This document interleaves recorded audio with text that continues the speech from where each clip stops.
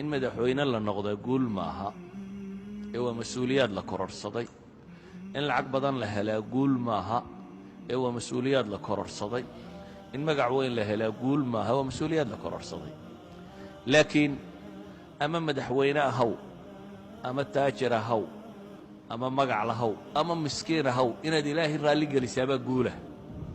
idan qof waliba wuu guulaysan karaa bima cindahu min imkaaniyaat buu ku guulaysan karaa waxaad haysataa intuu leeg yahay haddaad qof yacni mustawaha nololeed ee aad joogto guushu markaa kuma xidhna adduunka inta kaa soo gaadhay magac iyo maamuus iyo hantina guushu kuma xidhna waad kadeednaan kartaa adigoo madaxweyne ah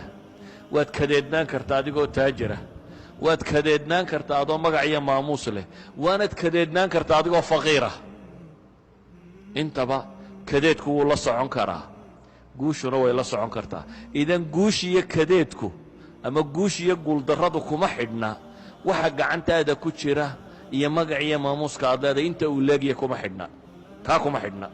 waxa uu ku xidhan yahay inta aad rabbigaa xidhiidha leedahay inta aad nolosha macnaheeda fahmayso inta aad garanaysa maxaad u nooshahay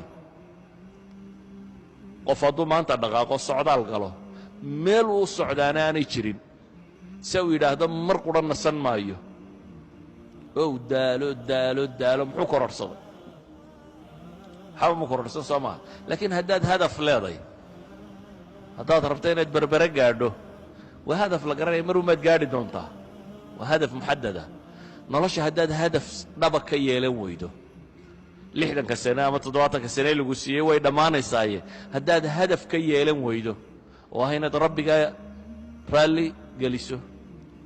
jannana raadacaysatid naarna ka badbaadid hadafkaa haddaad xaqiijin kari weydo noloshu qiimo ma leh wax kastoo agtaada yaallana qiimo ma leh waad kadeedanta inta kadeedan baad ku jirtaa haddaad intaa fahamtana inta guulaysataad ku jirtaa